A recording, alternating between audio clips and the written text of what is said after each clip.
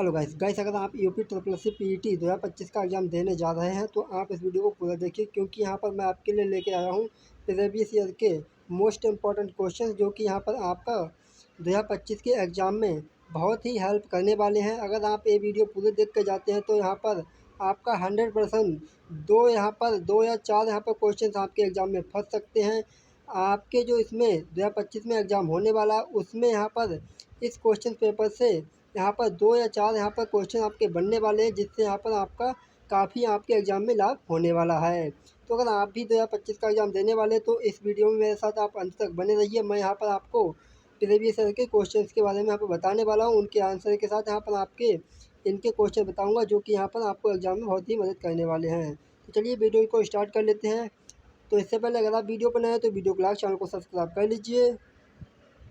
तो यहाँ पर इस वीडियो में हमारा जो पहला क्वेश्चन है वो यहाँ पर इस तरह से है, जिसमें यहाँ पहला क्वेश्चन पूछा गया है, भारत के शासन करने भारत में शासन करने वाले दिए गए शासकों का काल क्रमानुसार सही क्रम क्या है। यानी कि यहाँ पर जो आपके ऑप्शन दिए गए हैं, इन यहाँ पर ऑप्शन में से सही यहाँ पर जो आपका क्रम है वो यहाँ पर कौन सा है, ये यहाँ पर इसमें पूछा गया है। जिसमें यहाँ पर आपका जो विकल्प चुनना है वो यहाँ पर आपके विकल्प यहाँ पर दिए गए हैं, जिनमें से यहाँ पर आपको विकल्प चुनना है कि यहाँ पर आपका कौन सा विकल्प सही है। तो यहाँ पर पहला जो इसमें नाम लिखा है वो यहाँ पर शेरशाह सूरी, दूसरा अकबर, तीसरा अलाउद्दीन खिलजी, चौथा यहाँ पर इल्तुतमिश। तो यहाँ पर जो इसका सही आंसर हो जाएगा वो यहाँ पर आपका ऑप्शन नंबर बी इसका सही आंसर होगा, जिसमें यहाँ पर आपका जो पहला है वो यहाँ पर 1 नंबर पे आएगा, दूसरा तीसरा यहाँ पर दूसरे नंबर पे आएगा, और पहला यहाँ पर आपका तीसरे नंबर पे आएगा, और यहाँ पर जो दूसरा है वो यहाँ पर आपका चौथे नंबर पे आने वाला है।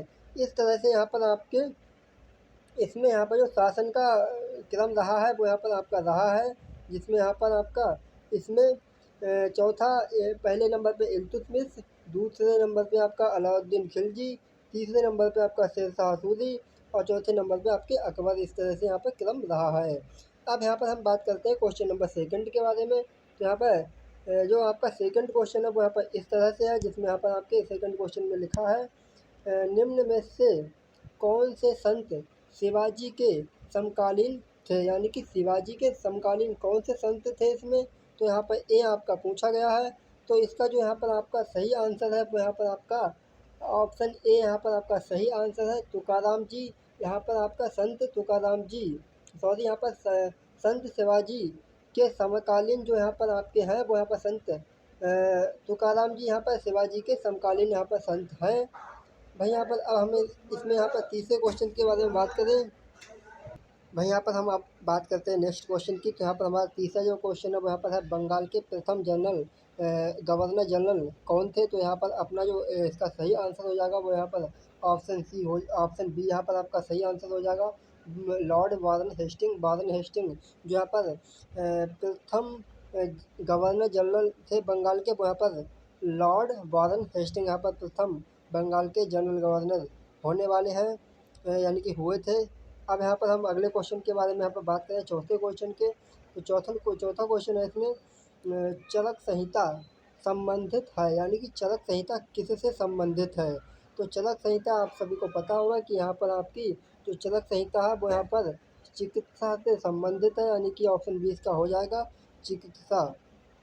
भाई यहाँ पर हम अगले क्वेश्चन की बात करें अपने पाँचवें क्वेश्चन के बारे में।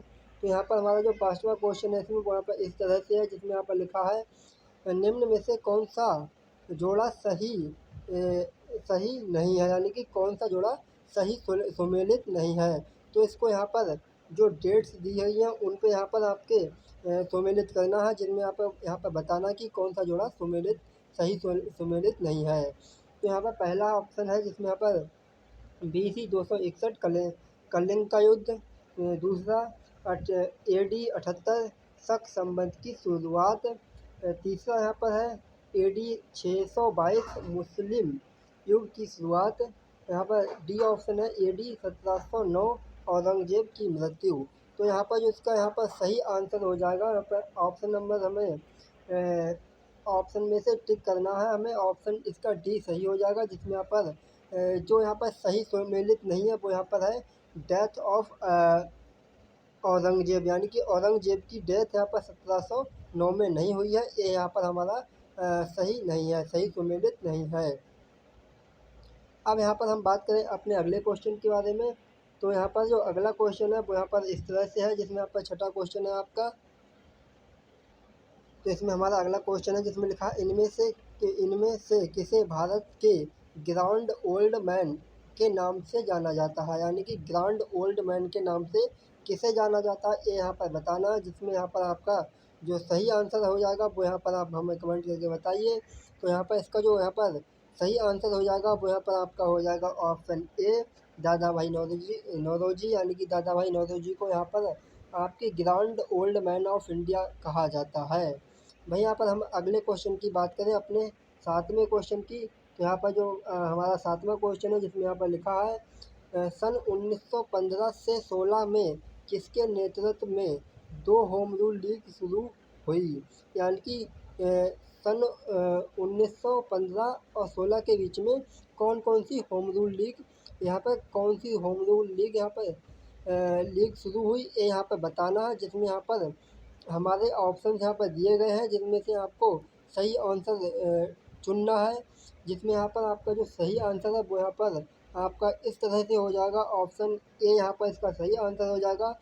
जिसमें यहाँ पर एनी बेसेंट के द्वारा और लोकमान्य तिलक के द्वारा यहाँ पर 2 होम रूल लीग की यहाँ पर सन 1915 और 16 में किसके नेतृत्व में होम रूल, यानी कि होम रूल लीग की जो यहाँ पर स्थापना है वो यहाँ पर किसने शुरू की है, किसने इसकी स्थापना की, ये यहाँ पर पूछा है। जिसमें यहाँ पर आपका एनी बेसेंट ने और यहाँ पर लोकमान्य तिलक ने यहाँ पर 2 लोगों ने इसकी यहाँ पर जो शुरुआत की, जो स्थापना की वो यहाँ पर की है।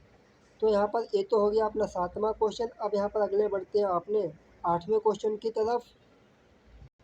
भाई यहाँ पर इसमें हमारा अगला क्वेश्चन है जिसमें यहाँ पर लिखा है निम्न को का मिलान करें, यानी कि सही मिलान करके यहाँ पर बताना है कि यहाँ पर इसका जो सही सुमेल होगा वो यहाँ पर कौन सा होने वाला है। तो यहाँ पर आठवां क्वेश्चन है जिसमें यहाँ पर हमें बताना है ब्रह्म समाज के सामने यहाँ पर स्वामी विवेकानंद, रामकृष्ण मिशन के यहाँ पर सामने यहाँ पर दयानंद सरस्वती, आर्य समाज राम मोहन राय, सत्य शोधन समाज के श्री घब नायडू जो ज्योतिराव फुले, यानी कि यहाँ पर इसमें सही सम्मिलित करना है।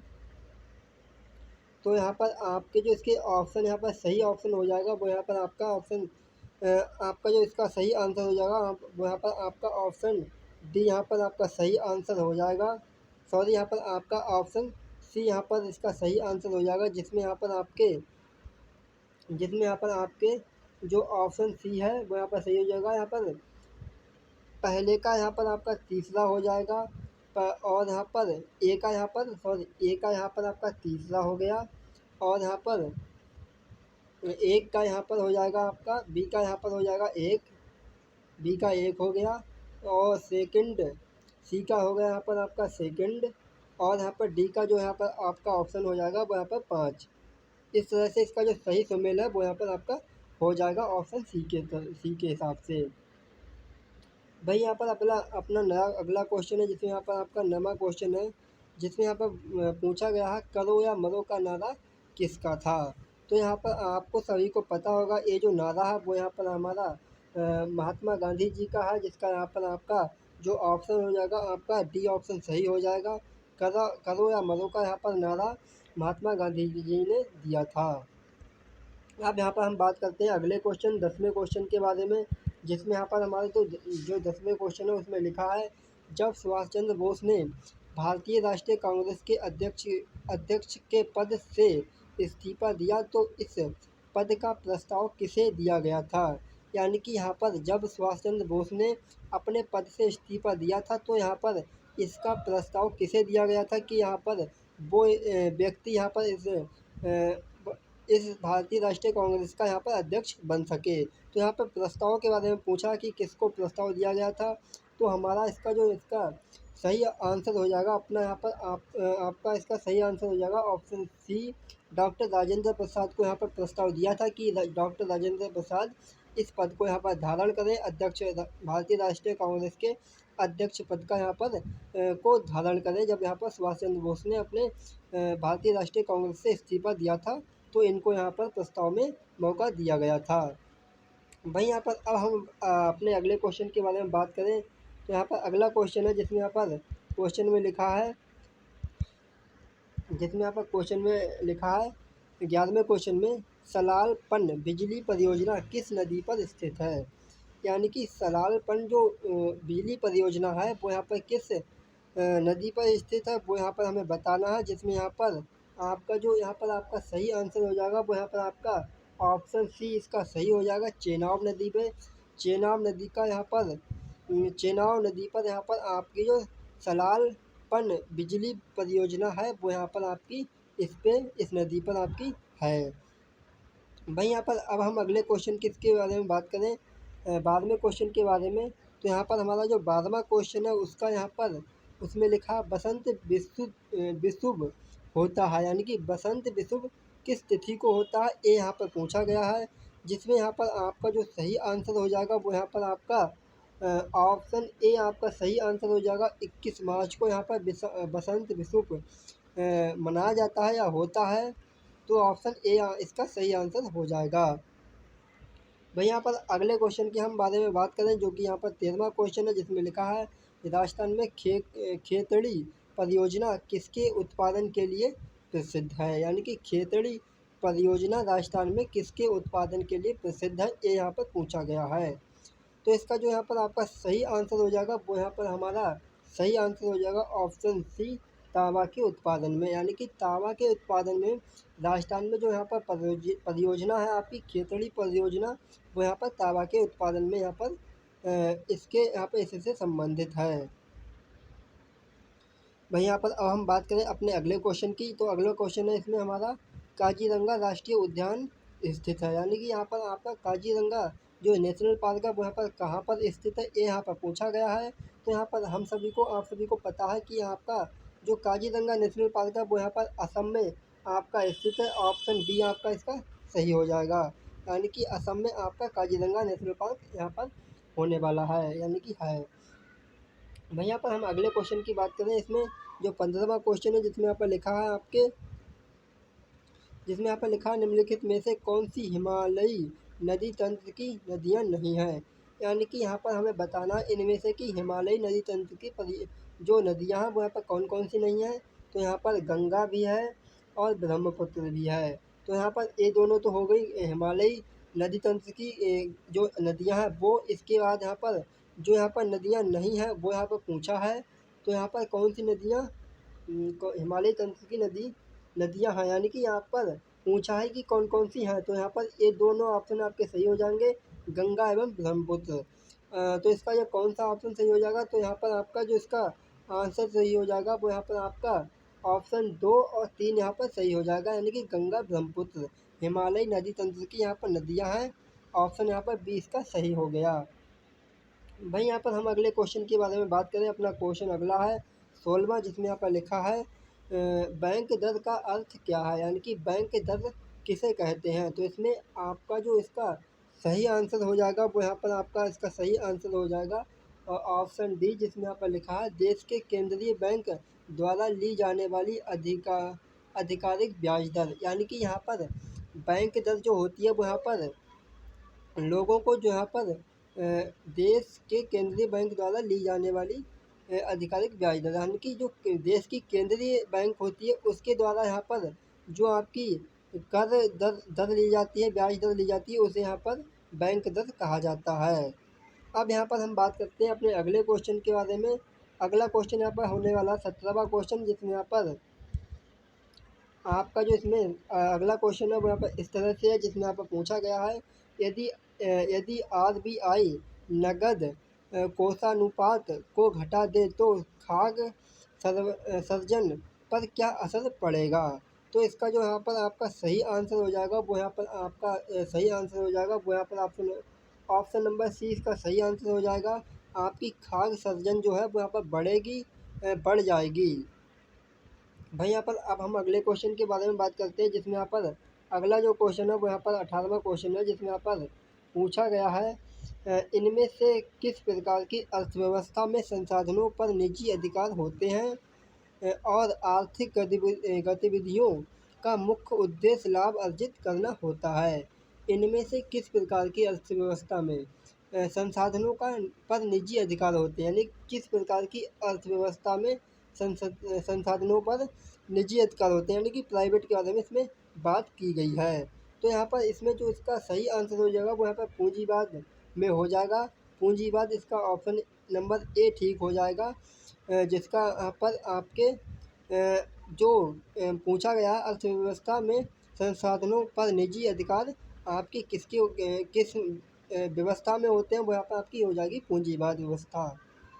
भाई यहाँ पर हम अगले क्वेश्चन के बारे में बात करें। क्वेश्चन नंबर 19वां है अगला क्वेश्चन,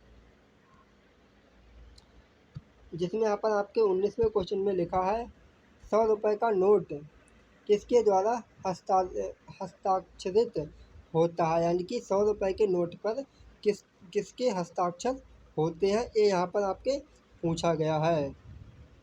तो इसका जो यहाँ पर आपका सही आंसर हो जाएगा वो यहाँ पर आपका ऑप्शन नंबर ये इसका सही आंसर हो जाएगा, आरबीआई के गवर्नर का, यानी कि गवर्नर के यहाँ पर 100 के जो नोट होता है उस पर यहाँ पर आपके हस्ताक्षर या साइन होते हैं। भाई यहाँ पर हम अगले क्वेश्चन के बारे में बात करें, जिसमें यहाँ पर जो अगला क्वेश्चन है वो यहाँ पर इस तरह से, जिसमें यहाँ पर लिखा है फेमा का पूर्ण रूप क्या है, यानी कि फेमा की फुल फॉर्म इसमें पूछी गई है, जिसमें यहाँ पर आपका जो इसका यहाँ पर सही आंसर हो जाएगा वो यहाँ पर आपका ऑप्शन यहाँ पर आपका बी इसका सही आंसर हो जाएगा, जिसमें यहाँ पर फॉरेन एक्सचेंज मैनेजमेंट एक्ट यहाँ पर आपका इसका सही आंसर आपका होने वाला है।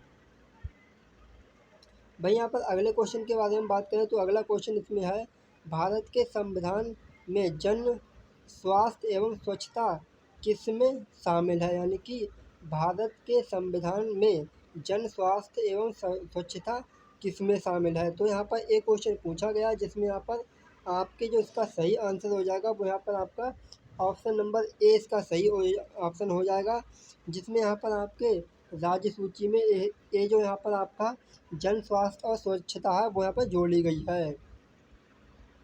भाई यहाँ पर हम अगले क्वेश्चन के बारे में बात करें, अपने 22वां क्वेश्चन यहाँ पर आगे आ गया है, जिसमें यहाँ पर जो इसका ये जो क्वेश्चन है ये यहाँ पर क्वेश्चन में लिखा है भारत में पंचायती राज व्यवस्था इसके अंतर्गत रखी गई है, यानी कि पंचायती राज व्यवस्था किसके अंतर्गत रखी गई है, ये यहाँ पर हमारा पूछा गया है।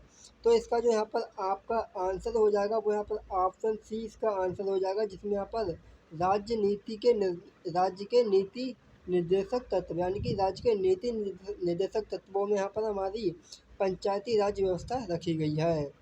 भाई यहाँ पर अगले क्वेश्चन के बारे में बात कर लेते हैं। तो यहाँ पर अगला जो 23वां क्वेश्चन है, 23वां क्वेश्चन इस तरह से है, जिसमें यहाँ पर पूछा गया है शिक्षा का अधिकार एक मौलिक अधिकार है जो कि संबंधित है, यानी कि शिक्षा का अधिकार किससे संबंधित है ये यहाँ पर पूछा गया, जिसका यहाँ पर आपका ऑप्शन ए यहाँ पर सही आंसर हो जाएगा, जिसका यहाँ पर अनुच्छेद 21 का सब क्लॉज ए यहाँ पर आपके शिक्षा का अधिकार के बारे में बात करता है।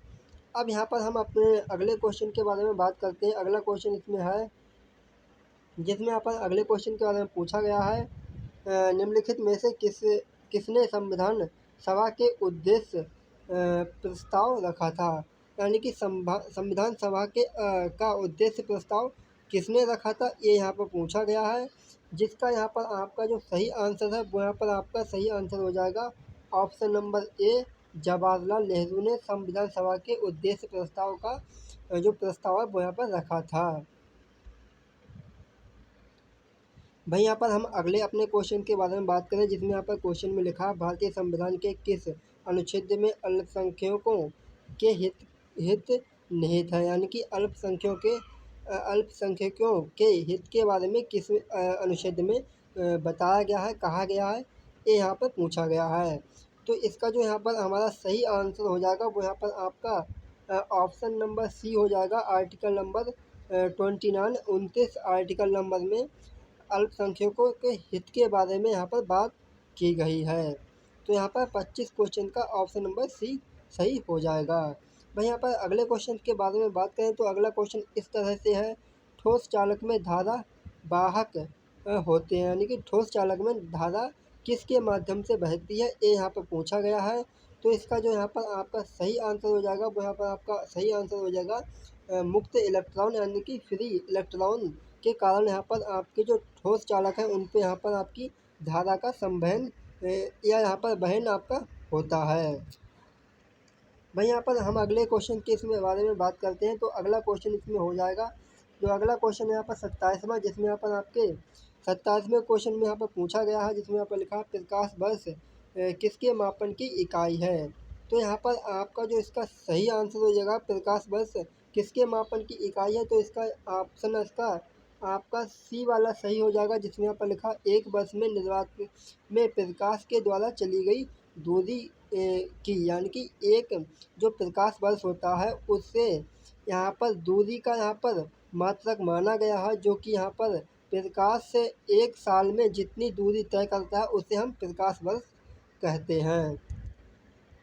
भाई यहाँ पर हम अगले क्वेश्चन के बारे में बात करते हैं, जिसमें यहाँ पर अगले क्वेश्चन में हमारे में लिखा है, जिसमें यहाँ पर पूछा गया है 28वां क्वेश्चन है ब्लीचिंग पाउडर का रासायनिक नाम क्या है, यानी कि ब्लीचिंग पाउडर का रासायनिक नाम क्या है, ये पूछा गया है। तो इसका जो यहाँ पर आपका सही आंसर हो जाएगा वो यहाँ पर ऑप्शन बी इसका सही आंसर हो जाएगा, कैल्शियम ऑक्सीक्लोराइड CaOL3 का CaOL3 का 2 CaOL3 इसका यहाँ पर आपका सही आंसर ऑप्शन बी का हो जाएगा। भाई यहाँ पर अगले क्वेश्चन के बारे में हम बात करें, अगला क्वेश्चन 29वां क्वेश्चन है, जिसमें यहाँ पर लिखा है 18 कैरेट सोने में खरे सोने का प्रतिशत कितना होता है, यानी कि कितना होगा। तो यहाँ पर जो इसका आपका सही आंसर हो जाएगा वो यहाँ पर आपका ऑप्शन नंबर बी आपका सही आंसर हो जाएगा। 18 कैरेट के सोने में यहाँ पर जो सोने की यहाँ पर प्रतिशतता होती है वो यहाँ पर आपकी 75% प्रतिशतता यहाँ पर आपकी सोने की होती है। भाई यहाँ पर हम अगले क्वेश्चन के बारे में बात करें, जिसमें यहाँ पर अगला क्वेश्चन है, इसमें लिखा है संतरे में बहुतायत में होता है, यानी कि संतरे में कौन सा यहाँ पर विटामिन होता है, ये यहाँ पर पूछा गया है। तो इसका यहाँ पर आपका जो आपका ऑप्शन नंबर जो ठीक हो जाएगा वो यहाँ पर ऑप्शन नंबर ए ठीक हो जाएगा। जैसा कि आप सभी को पता है कि आपका जो संतरा है वहाँ पर खट्टे पदार्थों में यहाँ पर शामिल है, और खट्टे पदार्थों में हमारा कौन सा अम्ल होता है, सॉरी कौन सा विटामिन होता है हमारा, तो विटामिन सी यहाँ पर हमारे खट्टे पदार्थों में आपका पाया जाता है। तो इसका यहाँ पर जो सही आंसर है वो यहाँ पर ऑप्शन ए इसका सही आंसर हो जाएगा। अब यहाँ पर हम बात करते हैं अगले क्वेश्चन के बारे में, 31वां क्वेश्चन जो आपका है उसका यहाँ पर आपका इस तरह से यहाँ पर आपकी जो मैथ की इक्वेशन है इसका जो मैथ का यहाँ पर आपका सवाल दिया गया है, इसका जो यहाँ पर आपका इसका सही आंसर होगा वो यहाँ पर आपको बताना है सॉल्व करके। जब यहाँ पर इसे आप सॉल्व करेंगे तो सॉल्व करने के बाद यहाँ पर जो आपका इसका आंसर आएगा सही वाला, वो यहाँ पर आपका सही आंसर आपका आ जाएगा 324, यानी कि यहाँ पर आपका यहाँ पर क्या आपका आएगा, तो यहाँ पर आपका जो आएगा वो यहाँ पर ऑप्शन नंबर सी में दिया गया है, जो कि यहाँ पर आपका आएगा 324, यहाँ पर आपका इसका सही आंसर हो जाएगा।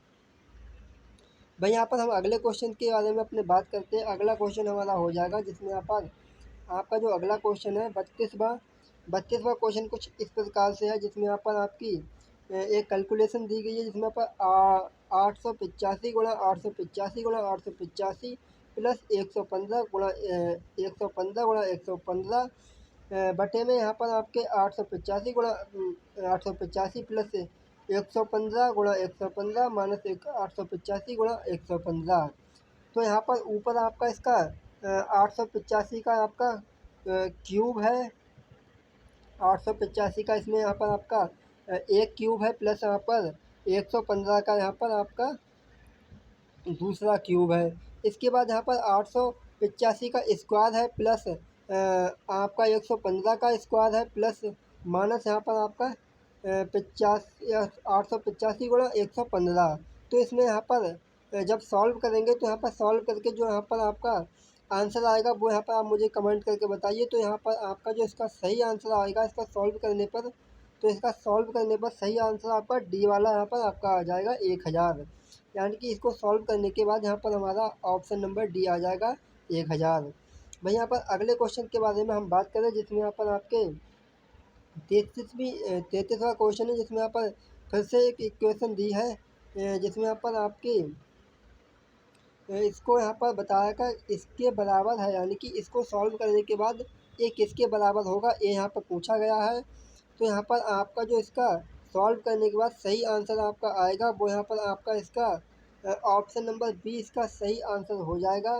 4 - √15 इसका यहाँ पर आपका जो सही आंसर होगा सॉल्व करने के बाद यहाँ पर जो इसका आंसर आएगा वो यहाँ पर ऑप्शन नंबर बी यहाँ पर इसका आंसर हो जाएगा। अब यहाँ पर हम बात करें अपने अगले क्वेश्चन के बारे में। अगला यहाँ पर जो क्वेश्चन है वहाँ पर इस तरह से है आपका।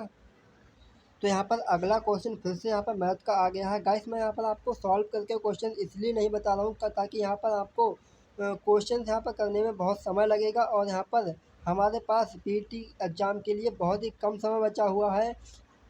इसमें सिर्फ रिवीजन कर लीजिए, और यहाँ पर जो भी यहाँ पर इम्पोर्टेंट क्वेश्चन है वो यहाँ पर आप इसमें इम्पोर्टेंट क्वेश्चन देख लीजिए, उनके आंसर आप यहाँ पर देख लीजिए। तो यहाँ पर 34वां जो क्वेश्चन है वहाँ पर लिखा है क्वेश्चन में, टीवी सेट का मूल्य 30% घटाने पर उसकी बिक्री 20% बढ़ गई, दुकानदार की आय पर उसका क्या प्रभाव पड़ेगा? यानी कि दुकानदार की आय बढ़ेगी या घटेगी, और बढ़ेगी या घटेगी तो वो कितनी परसेंट बढ़ेगी और कितनी परसेंट घटेगी, ये यहाँ पर हमें सॉल्व करके बताना है। तो यहाँ पर सॉल्व करने के बाद यहाँ पर जो इसका आंसर आएगा वो यहाँ पर आपका जो इसका सही आंसर आएगा वो यहाँ पर ऑप्शन नंबर डी इसका हो जाएगा, जिसमें यहाँ पर आपकी जो दुकानदार की आय है वो यहाँ पर आपकी घट जाएगी 16% के रेट से।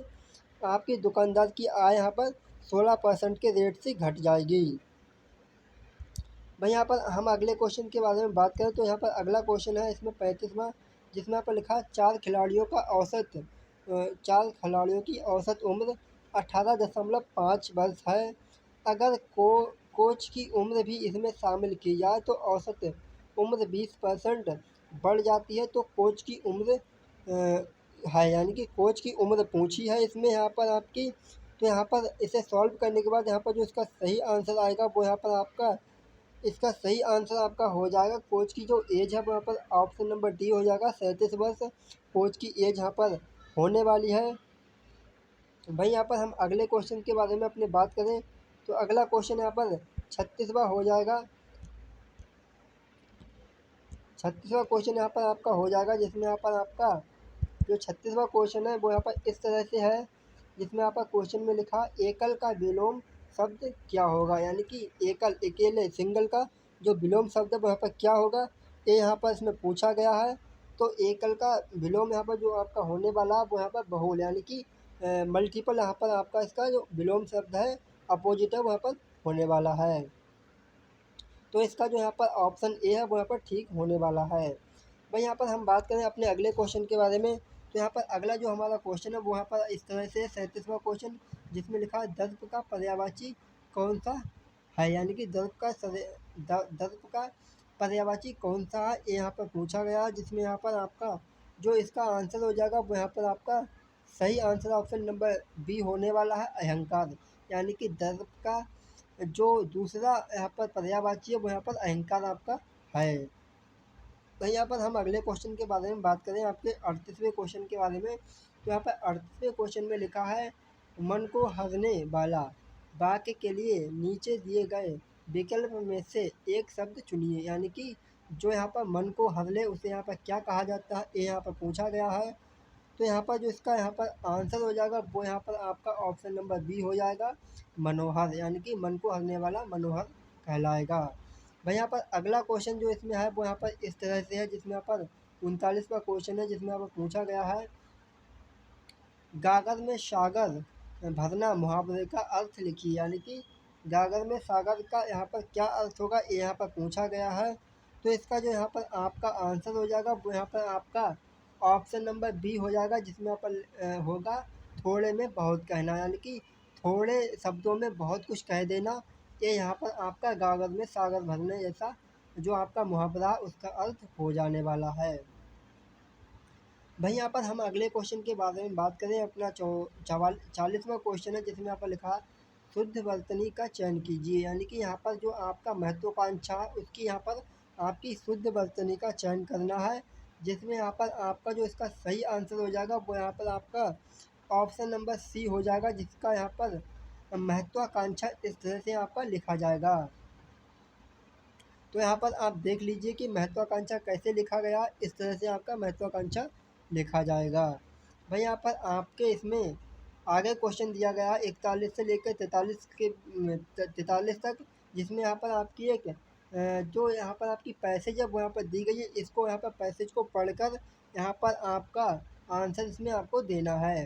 तो यहाँ पर जल्दी से जल्दी यहाँ पर आपकी जो पैसेज है वहाँ पर आपको पढ़ के सुना देता हूँ। तो यहाँ पर पैसेज में लिखा है, नेदूस बाज ए many sided personality, he enjoyed reading and writing books as much as he enjoyed fighting political and social evils or resisting tyranny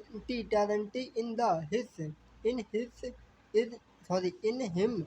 The scientist and the humanist were held in perfect balance while he kept looking at social problems from a scientific standpoint.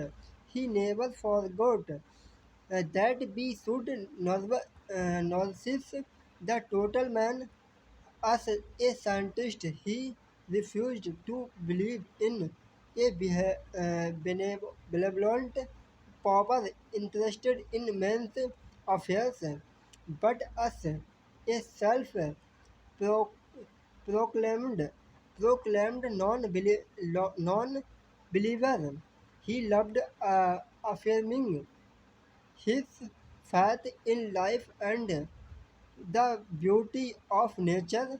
Children he adored, unlike bird, birdship, birdworth, he did not see them trailing clouds of glory from their recent sojourn in heaven. He saw them as blossoms of promise and renews the only hope for mankind. तो यहाँ पर अगले इसमें question दिए गए हैं जिनके यहाँ पर आंसर्स देने हैं। तो यहाँ पर जो इसका 41वां क्वेश्चन है वो यहाँ पर इसमें इस पैसेज से रिलेटेड है, जिसका यहाँ पर आपको आंसर देना है। इसमें यहाँ पर लिखा है, ए many decided decided personalities mean, यानी कि मैनी डिसाइडेड पर्सनालिटीज़ का क्या मतलब है, ये यहाँ पर पूछा गया है। तो इसका जो यहाँ पर आपका सही आंसर हो जाएगा वो यहाँ पर हो जाएगा option number C, a person having varied interests, यानी कि यहाँ पर एक पर्सन जो कई तरह की इंटरेस्ट रखता है। भाई यहाँ पर इसका जो 42वां क्वेश्चन है वहाँ पर इस तरह से लिखा है, पीटी नेहरू एंजॉयड, यानी कि पंडित जवाहरलाल नेहरू ने क्या एंजॉय किया। तो यहाँ पर जो इसका आंसर हो जाएगा, सही आंसर आपका हो जाएगा वो यहाँ पर इस तरह से हो जाएगा, doing all these and much more. सब कुछ यहाँ पर उन्होंने जो यहाँ पर वो करना चाहते थे वो यहाँ पर किया, एंड मच मोर, और उन्होंने ज़्यादा से ज़्यादा किया था। तो यहाँ पर जो इसका सही आंसर हो जाएगा ऑप्शन नंबर डी हो जाएगा। तो यहाँ पर अगला जो क्वेश्चन है वो यहाँ पर आपका है 43वां क्वेश्चन, जिसमें यहाँ पर आपका पूछा गया है, which of the following statement reflect पीटू नेहरूज पॉइंट ऑफ व्यू, यानी कि इसका जो यहाँ पर आपका इसका सही आंसर हो जाएगा वो यहाँ पर आपका सही आंसर हो जाएगा, आपका इसका सही आंसर है ऑप्शन नंबर सी, जिसमें यहाँ पर आपके science and humanism are equally important, science और ह्यूमनिज्म आर इक्वली इम्पॉर्टेंट है। ये यहाँ पर इसका सही आंसर होने वाला है। भाई यहाँ पर हम अगले क्वेश्चन के बारे में बात करें तो अगला क्वेश्चन यहाँ पर दिया गया है 44वां क्वेश्चन, जिसमें यहाँ पर आपके पूछा गया है, इसमें यहाँ पर क्वेश्चन में पूछा गया है, give the synonym for the following famous, यानी कि फेमस का जो साइनोनियम है वो यहाँ पर आपका पूछा गया है।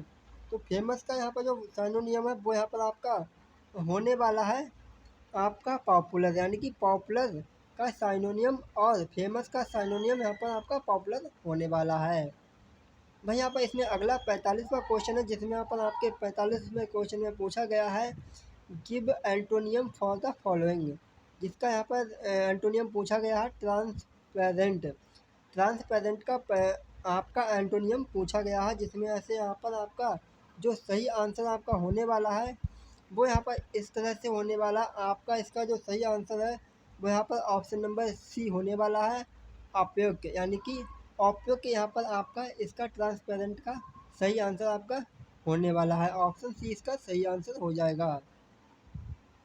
भाई यहाँ पर अगले क्वेश्चन के बारे में हम बात करें तो अगला क्वेश्चन यहाँ पर 46वां है, जिसमें यहाँ पर लिखा गया दिए गए विकल्पों में से संबंधित शब्द का चयन कीजिए।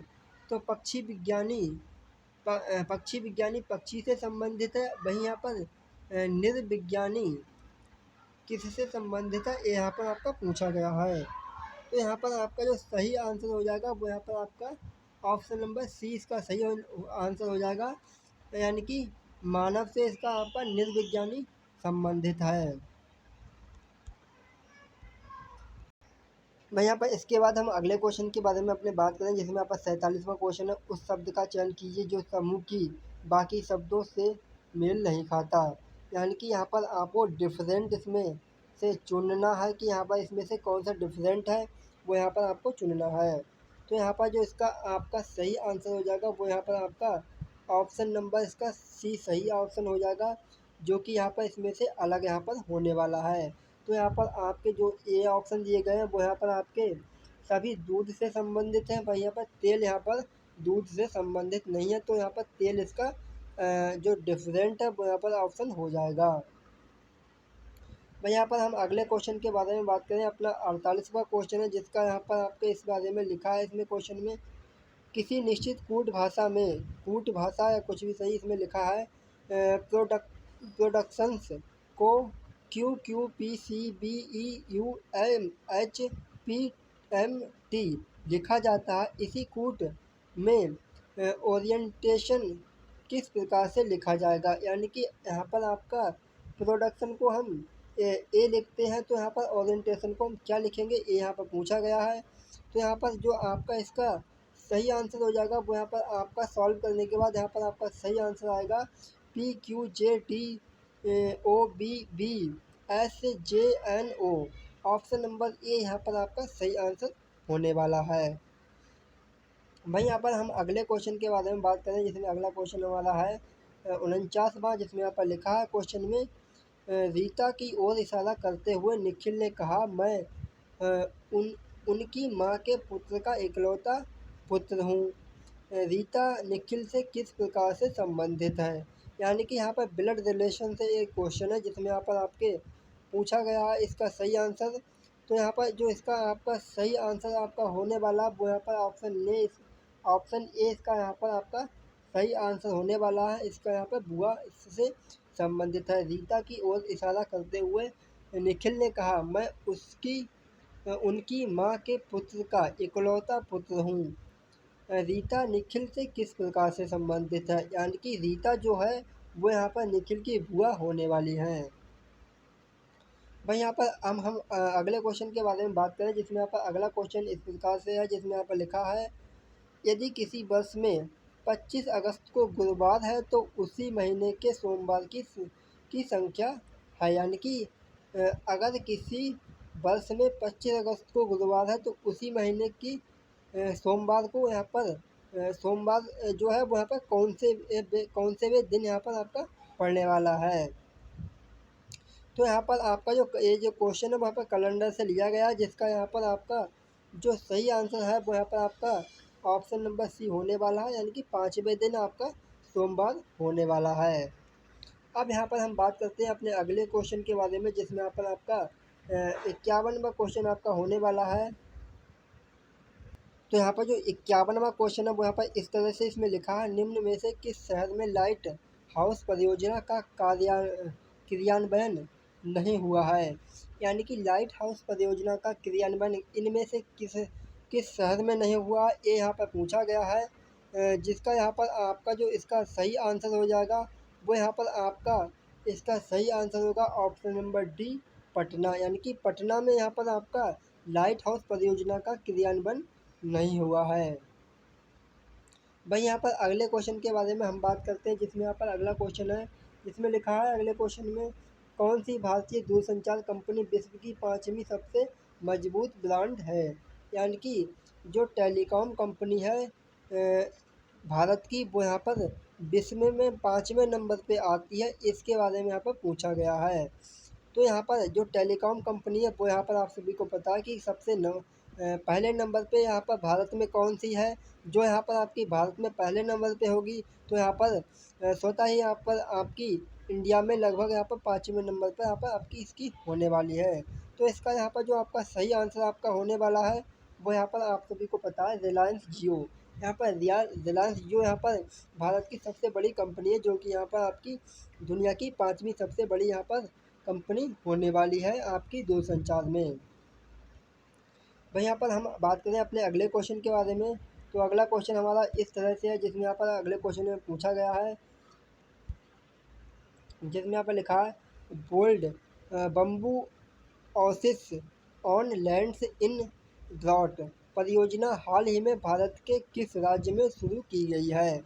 तो यहाँ पर ये जो क्वेश्चन है वहाँ पर आपकी करंट अफेयर से लिया गया है, जो कि यहाँ पर उस वर्ष का यहाँ पर करंट अफेयर जो रहा होगा उसका यहाँ पर करंट अफेयर है, जिसका यहाँ पर आपका जो कि ये जो क्वेश्चन है वो यहाँ पर इस वर्ष के लिए आपके लिए कोई खास इम्पोर्टेंट नहीं है, लेकिन यहाँ पर इसके बाद ही आप इसके बाद भी आप इसका जो सही आंसर है वो यहाँ पर जान लीजिए। तो इसका जो यहाँ पर आपका सही आंसर है वो यहाँ पर आपका ऑप्शन नंबर ए हो जाएगा, राजस्थान। राजस्थान में आपकी bamboo Oasis on lands in drought परियोजना का आपका जो इसका उद्घाटन था वो उस समय आपका किया गया था।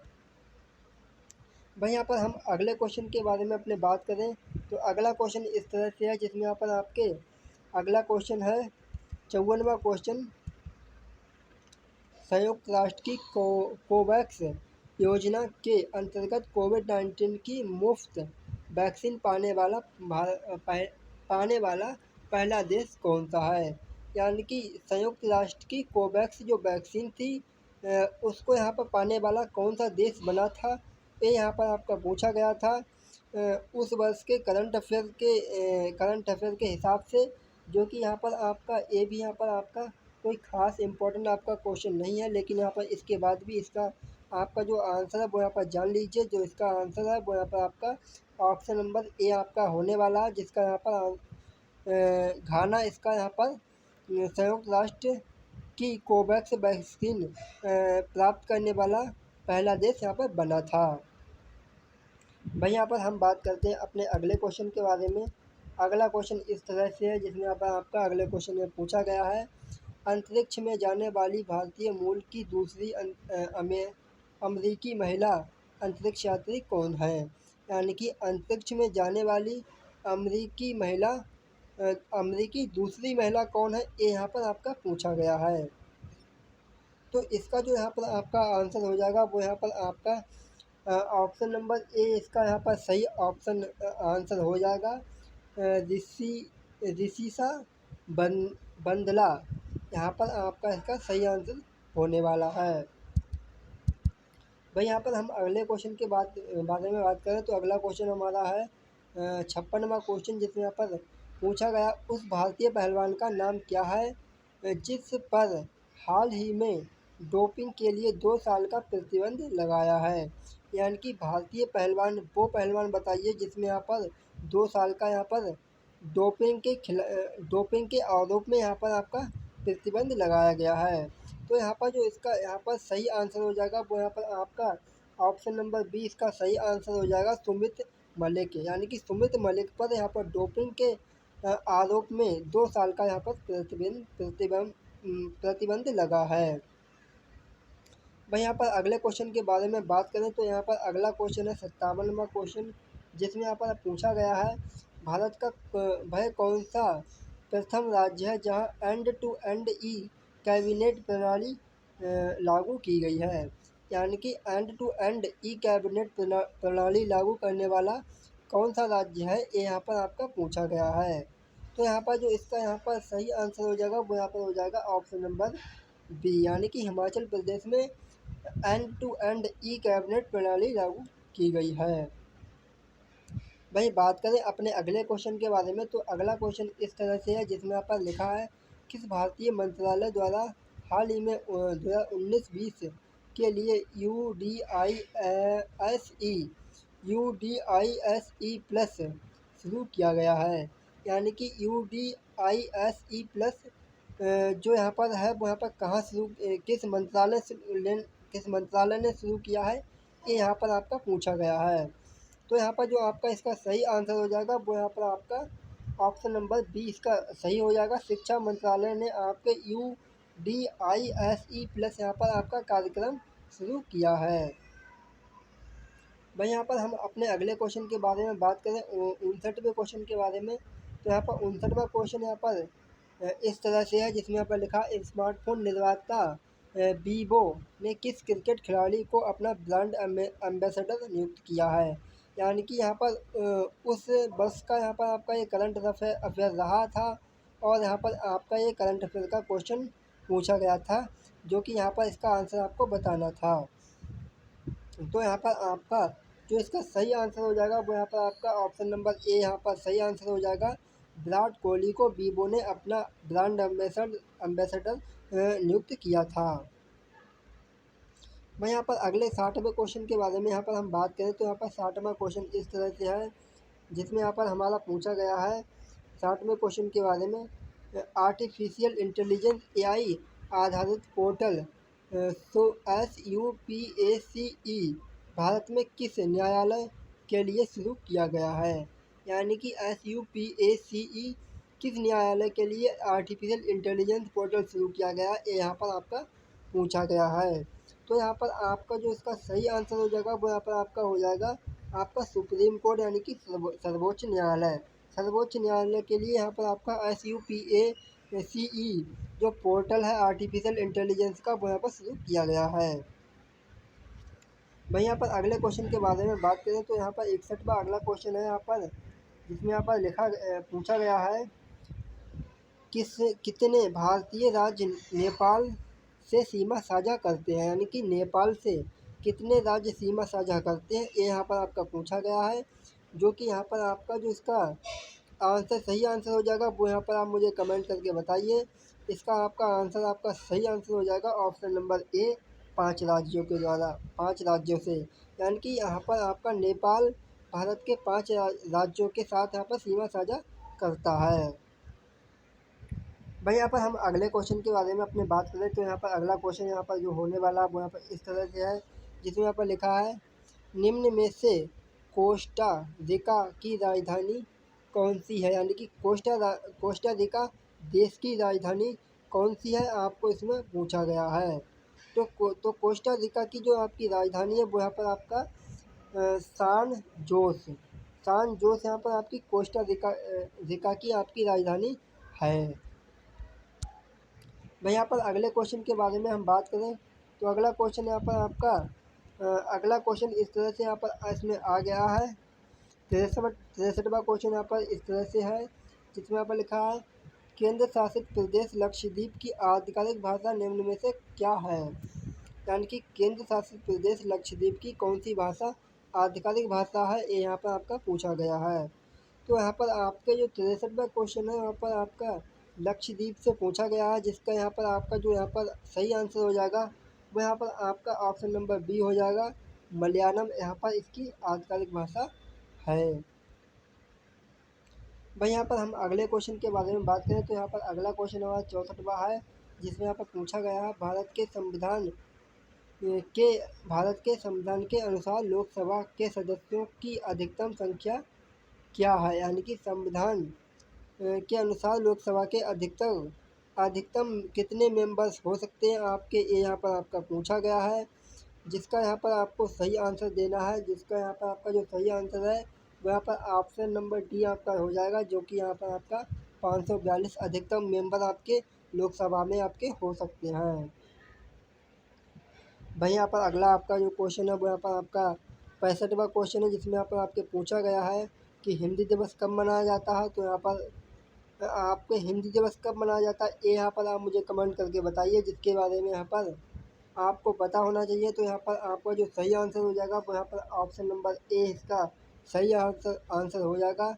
14 सितंबर को हम हिंदी दिवस मनाते हैं। भाई यहाँ पर अगला क्वेश्चन है, अगला क्वेश्चन में यहाँ पर लिखा है इनमें से कौन सा देश सार्क का सदस्य नहीं है। यानी कि सार्क का सदस्य नहीं है, इसमें से यहाँ पर आपको बताना है तो कौन सा देश यहाँ पर आपका सार्क का सदस्य नहीं है? तो यहाँ पर आपका जो यहाँ पर सार्क का सदस्य नहीं है वो यहाँ पर आपका ऑप्शन नंबर डी हो जाएगा। म्यांमार आपका सार्क का सदस्य नहीं है। वही बात करें हम अपने अगले क्वेश्चन के बारे में, तो यहाँ पर अगला क्वेश्चन यहाँ पर है इसमें, जिसमें यहाँ पर आपका क्वेश्चन में लिखा निम्न में से किस स्थान पर अजंता एलोरा की गुफाएं स्थित हैं? तो यहाँ पर आपकी अजंता एलोरा की गुफाएं कहाँ पर है ये यहाँ पर आपको बताना है। तो यहाँ पर आपको पता होगा कि अजंता एलोरा की जो गुफाएं हैं वो यहाँ पर आपकी महाराष्ट्र में है। महाराष्ट्र के किस शहर में ये यहाँ पर आपका पूछा गया है? तो महाराष्ट्र के औरंगाबाद में आपकी अजंता और एलोरा की यहाँ पर आपकी गुफाएं स्थित आपकी हैं। भाई यहाँ पर हम बात करें अपने अगले क्वेश्चन के बारे में, 68 क्वेश्चन के बारे में, जिसमें यहाँ पर पूछा गया है ओणम भारतीय राज्य केंद्र शासित प्रदेश का सांस्कृतिक उत्सव है, यानी कि ओणम किस राज्य में मनाया जाता है ये यहाँ पर आपका पूछा गया है। तो यहाँ पर आप सभी को पता होगा कि आपका जो ओणम है वो यहाँ पर आपका हमारा ओणम यहाँ पर आपका केरल राज्य में यहाँ पर एक जो उत्सव है वहाँ पर मनाया जाता है। भाई यहाँ पर हम बात करें अपने अगले क्वेश्चन के बारे में, तो यहाँ पर अगला क्वेश्चन जो है वहाँ पर इस तरह से है, जिसमें यहाँ पर लिखा है 69वां क्वेश्चन, निम्नलिखित में से कौन सा ग्रह सूर्य के सबसे नज़दीक है? यानी कि सूर्य के सबसे नज़दीक कौन सा ग्रह है ये यहाँ पर आपको बताना है। तो यहाँ पर आपका जो मरकरी है यानी कि बुध ग्रह है वो यहाँ पर आपका सूर्य के सबसे नज़दीक है, जिसका यहाँ पर आपका ऑप्शन नंबर डी यहाँ पर सही आंसर आपका हो जाएगा। इसके बाद यहाँ पर जो आपका 70वां क्वेश्चन है वो यहाँ पर इस तरह से है, जिसमें यहाँ पर आपसे पूछा गया है नोबेल पुरस्कार जीतने वाले प्रथम एशियाई कौन थे? यानी कि एशिया प्रायद्वीप यानी कि एशिया महाद्वीप के जो यहाँ पर प्रथम व्यक्ति थे वो यहाँ पर कौन थे ये यहाँ पर आपका पूछा गया है। तो यहाँ पर आपका इसका जो सही आंसर हो जाएगा वो यहाँ पर हमारा देश के रविंद्रनाथ टैगोर, यहाँ पर आपका इसका सही आंसर हो जाएगा रविंद्रनाथ टैगोर एशिया के प्रथम नोबेल पुरस्कार विजेता आपके थे। वही बात करते हैं अगले क्वेश्चन के बारे में। अगले क्वेश्चन यहाँ पर आपकी एक गद्यांश दी गई है, जिसको यहाँ पर पढ़ के इसके जो यहाँ पर आंसर है वो यहाँ पर देने हैं।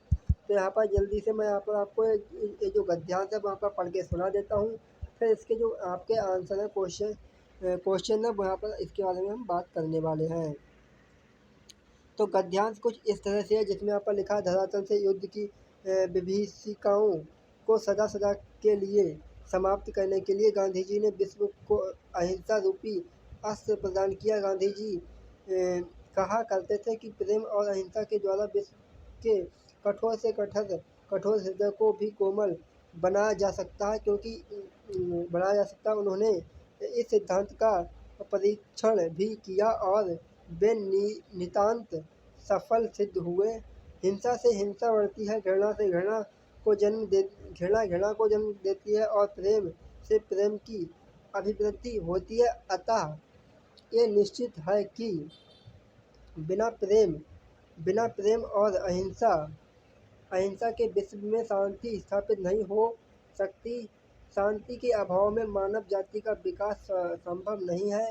प्रत्येक राष्ट्र का स्वर्णिम युग वही कहा जाता है जबकि वहाँ पूर्ण शांति और सुख रहा हो तथा उत्तमोत्तम रचनात्मक कार्य किए जाते हो।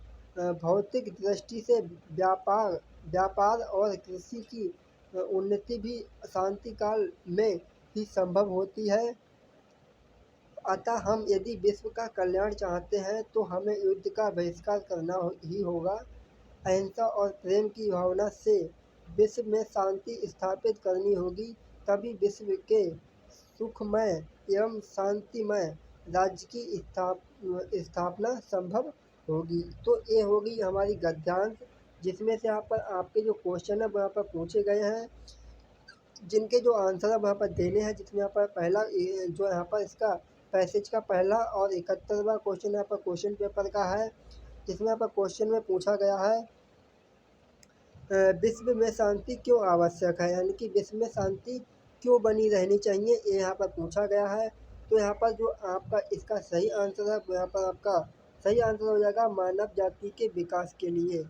यानी कि मानव जाति के विकास के लिए यहाँ पर विश्व में शांति जरूरी है। भाई यहाँ पर अगले क्वेश्चन के बारे में बात करते हैं, 72वें क्वेश्चन के बारे में, जिसमें यहाँ पर लिखा है 72वें क्वेश्चन में, विश्व शांति की स्थापना के लिए सबसे आवश्यक क्या है, यानी कि विश्व में शांति बनी रहे इसके लिए सबसे आवश्यक क्या है, ये यहाँ पर पूछा गया है। तो इसका जो यहाँ पर सही आंसर हो जाएगा वो यहाँ पर आपका ऑप्शन नंबर बी इसका सही हो जाएगा, जिसमें यहाँ पर अहिंसा और प्रेम, अहिंसा और प्रेम यहाँ पर विश्व की शांति बनाए रखने के लिए सबसे यहाँ पर आवश्यक है।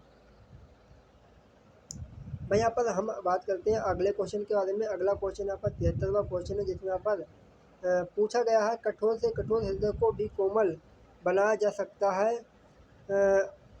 जा सकता है किसके माध्यम से।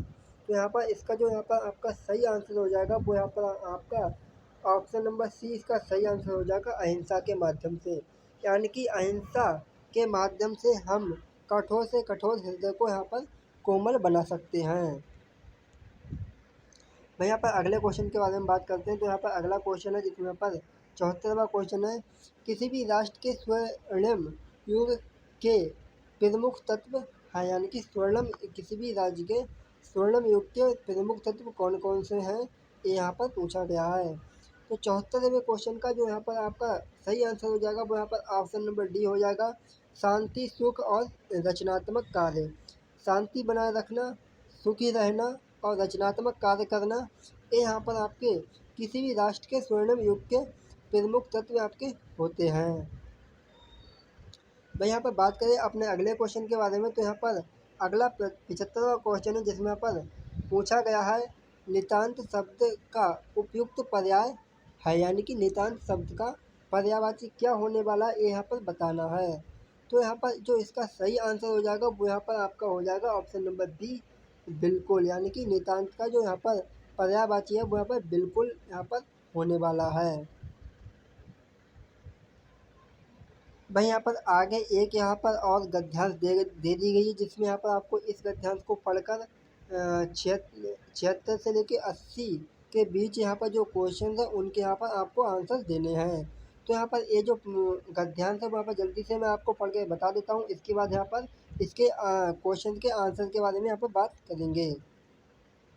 तो गद्यांश कुछ इस तरह से है, जिसमें लिखा, विज्ञान आज के मानव जीवन का अविभाज्य एवं घनिष्ठ अंग बन गया है। मानव जीवन का कोई भी क्षेत्र विज्ञान के अभूतपूर्व आविष्कारों से अछूता नहीं रहा है।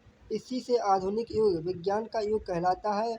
आज विज्ञान ने पुरुष और नारी, साहित्यकार और राजनीतिज्ञ, उद्योगपति एवं कृषक, पूंजीपति और श्रमिक, चिकित्सक एवं सैनिक, अभियंता एवं शिक्षक तथा धर्मज्ञ और तत्वज्ञ सभी को और सभी क्षेत्रों में किसी न किसी रूप में अपने अप्रतिम प्रत्यय से अनुग्रहित किया है। आज समूचा परिवेश विज्ञानमय हो गया है। विज्ञान के चरण गृहिणी के रसोई घर से लेकर बड़ी से बड़ी प्राचीरों वाले भवनों और अट्टालिकाओं में ही दृष्टिगत नहीं होते, प्रत्युत वे स्थल और जल की सीमाओं में लांघकर अंतरिक्ष में भी गतिशील हैं।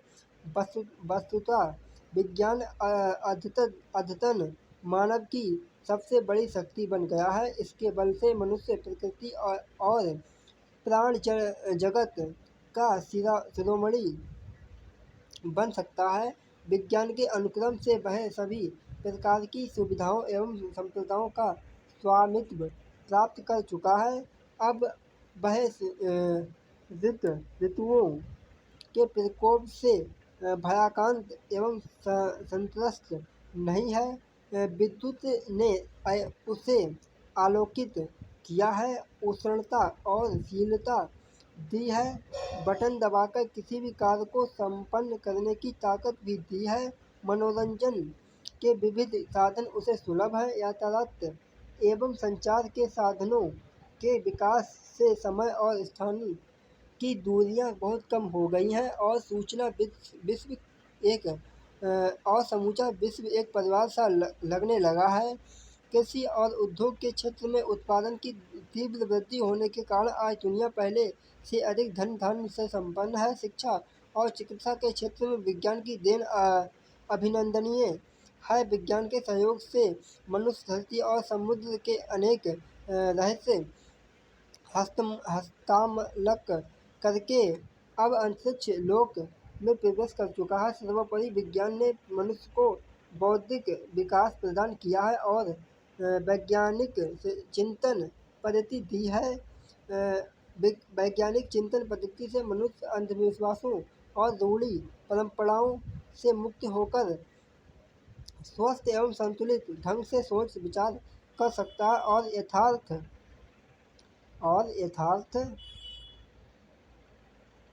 एवं सम्यक जीवन जी सकता है। इससे मनुष्य के मन को युगों के अंधविश्वासों, भ्रमपूर्ण एवं दकियानुसी विचारों, भय और अज्ञानता से मुक्ति मिली है। विज्ञान की यह देन स्तुत्य है। मानव को चाहिए कि वह विज्ञान की इस समग्र देन को रचनात्मक कार्यों में सुनियोजित करे। तो यहाँ पर अब हमें इन जो क्वेश्चन दिए हैं इनके यहाँ पर हमें आंसर देने हैं, जिसमें यहाँ पर आपका 76वां क्वेश्चन है, जिसमें यहाँ पर हमारे पूछा गया है विज्ञान मानव की सबसे बड़ी शक्ति है, इसलिए कहीं गई है क्योंकि इसके बल से मनुष्य यानी कि इसके बल से मनुष्य पर क्या प्रभाव पड़ा है, क्या यहाँ पर मनुष्य के जीवन में जो यहाँ पर चेंजेस है वो यहाँ पर आए हैं, यहाँ पर पूछा गया है। तो यहाँ पर जो इसका यहाँ पर सही आंसर हो जाएगा वो यहाँ पर आपका ऑप्शन नंबर बी सही हो जाएगा। प्रकृति और प्राणी जगत का सिरमौर है। मनुष्य यहाँ पर विज्ञान की देन से प्रकृति में प्राणी जगत और सिरमौर बना हुआ है। भाई यहाँ पर हम अगले क्वेश्चन के 77वें क्वेश्चन के बारे में बात करेंगे। यहाँ पर 77वां क्वेश्चन जो यहाँ पर है, जिसमें यहाँ पर आपके पूछा गया है, इसमें 77वां क्वेश्चन है जिसमें यहाँ पर पूछा गया है वैज्ञानिक चिंतन पद्धति ने मनुष्य का सबसे बड़ा उपकार यह किया है कि उसे मुक्ति मिली है। तो यहाँ पर किससे मुक्ति मिली है यहाँ पर पूछा गया है। तो यहाँ पर जो इसका आंसर आपका सही आंसर हो जाएगा वो यहाँ पर आपका ऑप्शन नंबर सी इसका सही आंसर हो जाएगा। भ्रमपूर्ण रूढ़िवादी विचारधारा से, यानी कि विज्ञान के आने से भ्रमपूर्ण रूढ़िवादी विचारधारा से यहाँ पर मनुष्य को मुक्ति मिली है, ऐसा यहाँ पर बताया गया है। वहीं यहाँ पर हम अगले क्वेश्चन के बारे में बात करें। 78वां क्वेश्चन जिसमें यहाँ पर पूछा गया है विश्व के परिवारबद्ध लगने का प्रमुख कारण है, यानी कि विश्व एक परिवार के समान लगता है, ऐसा इसका कारण क्या है। तो यहाँ पर इसका सही आंसर आपको देना है, जिसमें यहाँ पर आपका इसका जो सही आंसर है वो यहाँ पर इस तरह से होगा। इसका यहाँ पर सही आंसर ऑप्शन नंबर ए हो जाएगा, यातायात एवं संचार साधनों का विकास, यानी कि यातायात और संचार के साधनों से विश्व परिवारबद्ध यानी कि परिवार के समान लगता है, ताकि यहाँ पर हम संचार से और यहाँ पर यातायात से पूरी दुनिया से हम कनेक्टेड रहते हैं। काफ़ी यहाँ पर पूरी दुनिया से हम कनेक्टेड हैं, इसीलिए यहाँ पर कहा गया कि यहाँ पर विश्व परिवारबद्ध लगने का प्रमुख कारण यहाँ पर यातायात एवं संचार साधनों का विकास यहाँ पर बताया गया है। अब यहाँ पर हम बात करें अपने क्वेश्चन नंबर 79 के बारे में, जिसमें यहाँ पर क्वेश्चन नंबर 79 में पूछा गया है हस्तामलक शब्द से अभिप्रेत है, यानी कि हस्तामलक शब्द से यहाँ पर क्या अभिप्राय है यहाँ पर पूछा गया है। तो 79 क्वेश्चन का यहाँ पर जो आपका आंसर हो जाएगा, सही आंसर हो जाएगा आपका ऑप्शन नंबर डी, स्पष्ट और अनायास बोधगम्य, यानी कि इसका ऑप्शन नंबर डी यहाँ पर आपका सही आंसर होने वाला है। भाई यहाँ पर हम बात करें अपने क्वेश्चन नंबर 80 के बारे में, जिसमें आपका लिखा है वैज्ञानिक चिंतन पदबंध से आशय है, यानी कि वैज्ञानिक चिंतन पदबंध से क्या आशय है ये यहाँ पर पूछा गया है। तो यहाँ पर आपका जो इसका सही आंसर हो जाएगा वो यहाँ पर आपका ऑप्शन नंबर डी सही हो जाएगा। स्वास्थ्य एवं संतुलित चिंतन। वैज्ञानिक चिंतन से यहाँ पर स्वास्थ्य एवं संतुलित चिंतन से यहाँ पर आपका इसका सही आंसर आपका हो जाएगा। भाई यहाँ पर बात करें अगले क्वेश्चन के बारे में, तो अगला क्वेश्चन यहाँ पर है जिसमें यहाँ पर पूछा गया है, आपके अगले क्वेश्चन में पूछा गया है, इसमें यहाँ पर आपका एक डायग्राम दिया गया है जिसके यहाँ पर बारे में आपको पूछा गया है। ये यहाँ पर आपका डायग्राम दिया गया है जिसमें से आपके 81 से लेकर 85 क्वेश्चन यहाँ पर 81 से लेकर 85 भी क्वेश्चन तक यहाँ पर इसमें से आपके क्वेश्चन पूछे गए हैं। जिसमें यहाँ पर लिखा है ग्राफ में एक परीक्षा में 7 छात्रों के इतिहास एवं भूगोल के अंकों का अनुपात दर्शाया गया है। तो यहाँ पर आपके इतिहास एवं भूगोल के अंकों का अनुपात दर्शाया गया है, जिसके अनुपात यहाँ पर इसको देखकर यहाँ पर आपके इसके आंसर आपको देना है। जिसमें यहाँ पर 81वां क्वेश्चन है जिसमें यहाँ पर लिखा है कितने छात्रों ने भूगोल की अपेक्षा इतिहास में ज़्यादा अंक अर्जित किए। तो यहाँ पर इसका आंसर आपको देना है। इसको यहाँ पर देख लीजिए, इसको देखकर आपको आंसर आपको देना है और यहाँ पर इसको सॉल्व करने के बाद यहाँ पर जो आपका इसका सही आंसर आएगा वो यहाँ पर आप मुझे कमेंट करके बताइए। यहाँ पर जो इसका आपका सॉल्व करने के बाद सही आंसर आपका आएगा वो यहाँ पर आपका ऑप्शन नंबर बी हो जाएगा। ऑप्शन नंबर बी इसका सही आंसर आपका होने वाला है। मैं यहाँ पर बात करें अगले क्वेश्चन के बारे में, 82वें क्वेश्चन के बारे में, इसमें लिखा है निम्न में से किन छात्रों को भूगोल की अपेक्षा इतिहास में कम अंक मिले। तो इसको यहाँ पर आप सॉल्व कीजिए, इसको देख लीजिए और यहाँ पर आपका सही आंसर आपका कौन सा होगा ये यहाँ पर आपके बताइए। 82वें क्वेश्चन का यहाँ पर आपका सही आंसर क्या होगा, इसको सॉल्व करने के बाद यहाँ पर जो आपका सही आंसर आएगा वो यहाँ पर आपका इसका सही आंसर हो जाएगा। ऑप्शन नंबर बी इसका सही हो जाएगा, जिसमें यहाँ पर आपके भूगोल की अपेक्षा इतिहास में कम अंक मिले 1, 2, 3 व 6। यहाँ पर आपका ऑप्शन नंबर बी ठीक हो जाएगा। अब यहाँ पर हम अपने अगले क्वेश्चन के बारे में बात करें, 83वें क्वेश्चन के बारे में, जिसमें यहाँ पर लिखा है भूगोल में छात्र 3 से 4 के मध्य अंक की प्रतिशत बढ़त है। यानी कि छात्र 3 से 4 के मध्य कितने अंकों की प्रतिशत बढ़त है ये यहाँ पर आपके पूछा गया है। तो यहाँ पर फिर से आपको इस डायग्राम को देख लीजिए, जिसमें यहाँ पर इसका आपको आंसर देना है। आपका जो इसका सही आंसर होगा वो यहाँ पर आपका आंसर आपका सही हो जाएगा। आपका ऑप्शन नंबर डी आंकड़े पर्याप्त, यानी कि इनसफिशिएंट डाटा, यानी कि डाटा इसमें नहीं है, इसीलिए यहाँ पर आपका इसका सही आंसर हो जाएगा ऑप्शन नंबर डी आंकड़े अपर्याप्त। भाई यहाँ पर हम बात करें अपने अगले क्वेश्चन के बारे में, जिसमें पर 84वां क्वेश्चन है, जिसमें लिखा है इतिहास भूगोल के अधिकतम अनुपात और न्यूनतम अनुपात का अंतर। यानी कि इसको यहाँ पर देख लीजिए फिर से और यहाँ पर इसका आंसर आप बताइए। इतिहास भूगोल के अधिकतम अनुपात और न्यूनतम अनुपात के बीच यहाँ पर अंतर यहाँ पर पूछा गया है। तो यहाँ पर जो इसका आपका सही आंसर हो जाएगा वो यहाँ पर आपका ऑप्शन नंबर डी हो जाएगा, 1.20। यहाँ पर इसका आंसर आपका सही होने वाला है। भाई यहाँ पर हम बात करें अपने अगले क्वेश्चन के बारे में। अगला क्वेश्चन यहाँ पर लिखा है 85 क्वेश्चन, यहाँ पर 85वां क्वेश्चन है, इसमें यहाँ पर लिखा है छात्र 4 को भूगोल में 60 अंक मिले, उसके इतिहास में कितने अंक हैं। यानी कि छात्र नंबर 4 को भूगोल में 60 अंक मिले हैं, उसके इतिहास में अंक पूछे गए हैं। तो यहाँ पर इसको यहाँ पर सॉल्व करने के बाद यहाँ पर जो आपका सही आंसर आएगा वो यहाँ पर आपका सही आंसर हो जाएगा आपका ऑप्शन नंबर सी 75, यानी कि उसके इतिहास में 75 अंक थे। वही यहाँ पर आगे यहाँ पर फिर से यहाँ पर एक ग्राफ दिया है, जिसमें यहाँ पर आपके 86 से 90 के बीच जो यहाँ पर क्वेश्चन है उनके यहाँ पर आंसर पूछे गए हैं। जैसे कि यहाँ पर आपके ग्राफ में आपको बताया गया है कि ग्राफ को अध्ययन कीजिए और यहाँ पर आपके क्वेश्चन के आंसर दीजिए। कच्चे ऊन के उत्पादन मीट्रिक टन में, यानी कि ऊन का उत्पादन यहाँ पर हो रहा है जिसको यहाँ पर मीट्रिक टन में यहाँ पर मापा गया है। तो यहाँ पर आपका 86वां क्वेश्चन है, जिसमें यहाँ पर पूछा गया है कच्चे ऊन के उत्पादन में उच्चतम वृद्धि का वर्ष ज्ञात कीजिए। यानी कि कच्चे ऊन के उत्पादन में सबसे अधिक वृद्धि यहाँ पर किस वर्ष हुई थी, यहाँ पर आपका याद करना है। इसको यहाँ पर देख लीजिए आप। इसको यहाँ पर देखने के बाद यहाँ पर इसको सॉल्व करिए।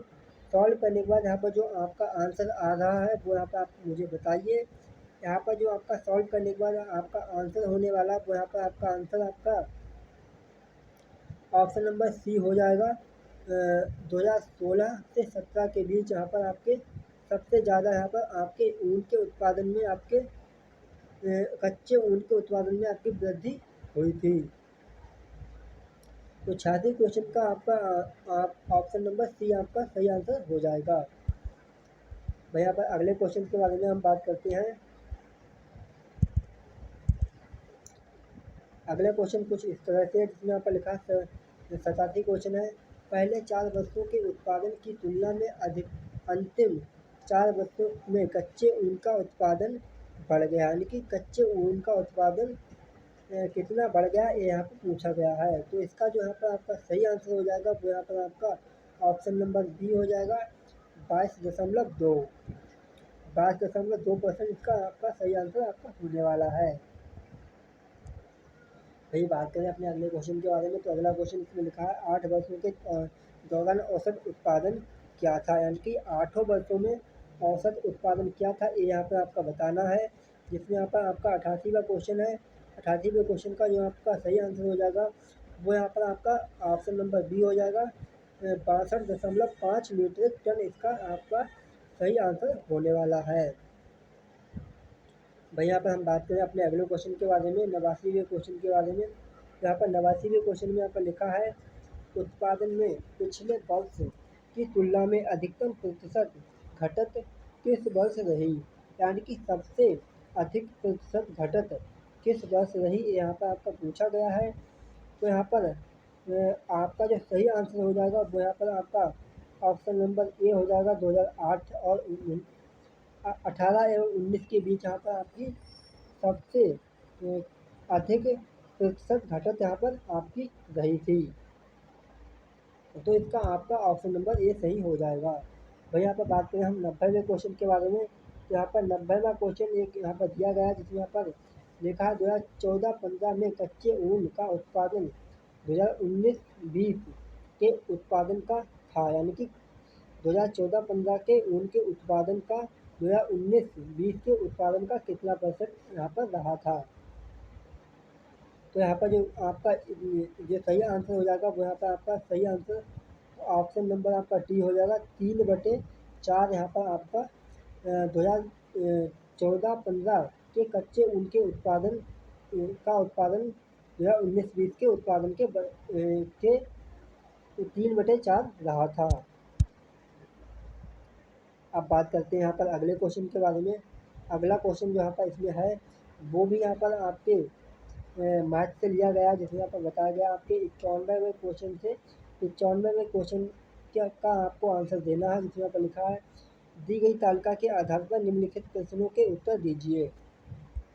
यानी कि यहाँ पर इसमें एक तालिका दी गई जिसमें यहाँ पर आपको इनके यहाँ पर आंसर आपको देने हैं। तो यहाँ पर 91वां जो क्वेश्चन है आपका, जिसमें यहाँ पर लिखा बस किस वर्ष में सेल्समैन सी द्वारा अर्जित कमीशन पिछले वर्ष की तुलना में अधिकतम वृद्धि दर्शाता है, यानी कि यहाँ पर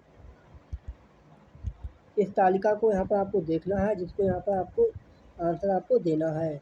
तो यहाँ पर आप इसको देख लीजिए और यहाँ पर इसकी जो आंसर है वो यहाँ पर आपको आप कमेंट बॉक्स में बताइए। तो यहाँ पर इस तालिका को इस तरह से आप देख लीजिए। भाई यहाँ पर जो आपका इसका सही आंसर होगा वो यहाँ पर आपका ऑप्शन नंबर ए हो जाएगा। 2016 में यहाँ पर आपके अधिकतम वृद्धि आपकी दर्शाई गई थी।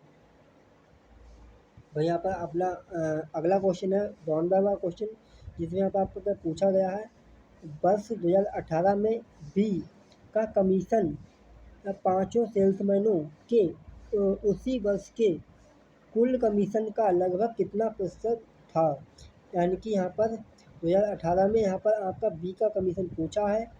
तो यहाँ पर आपका जो इसका सही आंसर हो जाएगा वो यहाँ पर आपका हो जाएगा ऑप्शन नंबर ए 19 आपका ऑप्शन नंबर हो जाएगा 19.05। यहाँ पर आपका बी का कमीशन हो जाएगा। वहीं यहाँ पर हम अगले क्वेश्चन के बारे में बात करें तो अगला क्वेश्चन यहाँ पर है जिसमें यहाँ पर पूछा गया है किस सेल्समैन का 2018 में कमीशन 2015 की तुलना में उच्चतम वृद्धि दर्शाता है।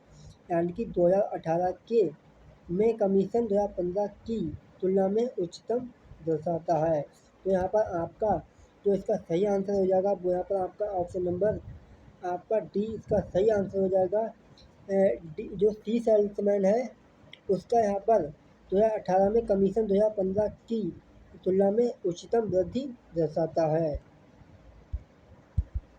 इसके बाद यहाँ पर जो अगला क्वेश्चन है आपका वो यहाँ पर आपका इस तरह से है जिसमें यहाँ पर आपके पूछा गया है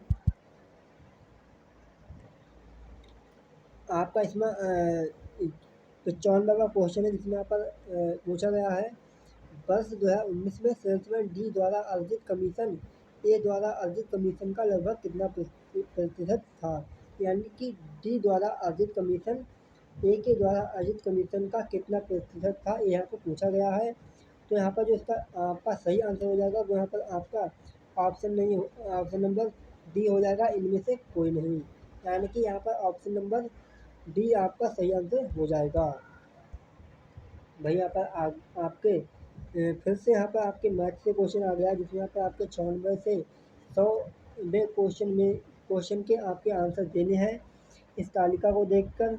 तो यहाँ पर आपकी इस जो तालिका है इसमें यहाँ पर तालिका है इसमें यहाँ पर के बताया गया है विभिन्न महीनों में 4 शेयर ब्रोकर में खुले खातों की संख्या सैकड़ों में। यानी कि यहाँ पर आपके शेयर ब्रोकर में खुले खातों की संख्या यहाँ पर दी गई है जिनको यहाँ पर आपको देकर आपके क्वेश्चन के आंसर आपको देने हैं। इसको यहाँ पर आप देख लीजिए एक बार। इसके बाद हम क्वेश्चन के बारे में इसमें बात करते हैं। तो इसका जो 96वां पहला क्वेश्चन है उसमें यहाँ पर लिखा निम्नलिखित में से किस महीने में खुले खातों की संख्या की औसत महत्व है। तो यहाँ पर आपका जो इसका सही आंसर हो जाएगा वो यहाँ पर आपका ऑप्शन नंबर बी हो जाएगा, सितंबर में। वही यहाँ पर हम अगले क्वेश्चन के बारे में बात करें तो अगला क्वेश्चन हो जाएगा आपका जो अगला क्वेश्चन है वो यहाँ पर लिखा है इसमें पूछा है अगस्त में खुले खातों की संख्या जून में खुले खातों की संख्या से लगभग कितने प्रतिशत कम या ज़्यादा थी। तो यहाँ पर जो आपका इसका सही आंसर हो जाएगा वो यहाँ पर आपका कम या ज़्यादा पूछा तो यहाँ पर आपका इसका सही आंसर हो जाएगा ऑप्शन नंबर बी 35.3। यानी कि 35.3 कम या ज़्यादा यहाँ पर अगस्त के महीने में खुले खातों की संख्या आपकी जून में खुले खातों की संख्या से लगभग आपकी इतने कम या ज़्यादा थी। भाई यहाँ पर 98वां क्वेश्चन है जिसमें यहाँ पर लिखा है मई से सितंबर तक एंजल में खुले खातों की संख्या से जेरोधा में खुले खातों की संख्या का अनुपात ज्ञात कीजिए। यानी कि यहाँ पर मई से सितंबर तक एंजल में खुले खाते संख्या से जेरोधा में खुले खाते संख्या की अनुपात ज्ञात करना है। यानी कि इन दोनों के बीच अनुपात ज्ञात करना है। तो यहाँ पर जो आपका इनका अनुपात होगा वो यहाँ पर आपका ऑप्शन नंबर डी इसका सही ऑप्शन हो जाएगा 1:04। यहाँ पर आपका ऑप्शन नंबर डी सही हो जाएगा। तो यहाँ पर बात करें अगले क्वेश्चन के बारे में किस शेयर ब्रोकर में खुले खातों की संख्या औसत संख्या महत्व है। तो यहाँ पर आपका जो 99वां क्वेश्चन है जिसका यहाँ पर आपका ऑप्शन नंबर सी हो जाएगा आपका सही आंसर ट्रेड बुल में यहाँ पर आपके शेयर ब्रोकर में खुले खाते संख्याओं की संख्या का महत्व है। वहीं यहाँ पर आपका अगला क्वेश्चन हो जाएगा 100वां क्वेश्चन ट्रेड बुल में खुले खातों की संख्या का औसत शेर खान में खुले खाते संख्या के औसत का लगभग कितना प्रतिशत कम या ज़्यादा था। तो यहाँ पर इसका जो आपका सही आंसर हो जाएगा वो यहाँ पर आपका ऑप्शन नंबर ए यहाँ पर आपका सही हो जाएगा 57.82% आपका कम या ज़्यादा हो जाएगा। तो गाइस यहाँ पर आप मुझे इस वीडियो के बारे में बताइए, इस यहाँ पर क्वेश्चन पेपर के बारे में बताइए कि यहाँ पर आपको इस क्वेश्चन पेपर के क्वेश्चन कैसे लगे। और यहाँ पर आपसे जो मैंने क्वेश्चन पूछे हैं बीच बीच में, आप उनके यहाँ पर आंसर कमेंट बॉक्स में ज़रूर दीजिए। और अगर आप इस तरह की वीडियो और चाहते हैं तो यहाँ पर आप कमेंट में आप मुझे बता सकते हैं। आप मुझे और वीडियो बनाने के लिए यहाँ पर प्रोत्साहित कर सकते हैं। मैं यहाँ पर आपको और भी यहाँ पर प्रीवियस ईयर की यूपी ट्रिपल एससी के पीटी एग्ज़ाम के क्वेश्चन पेपर आपको लाने वाला हूँ। तो आई होप आपको ये वीडियो अच्छी लगी होगी। वहीं यहाँ पर इसी तरह की और वीडियोस पाने के लिए आप हमारे इस चैनल को सब्सक्राइब भी कर लीजिए। Thanks for watching this video.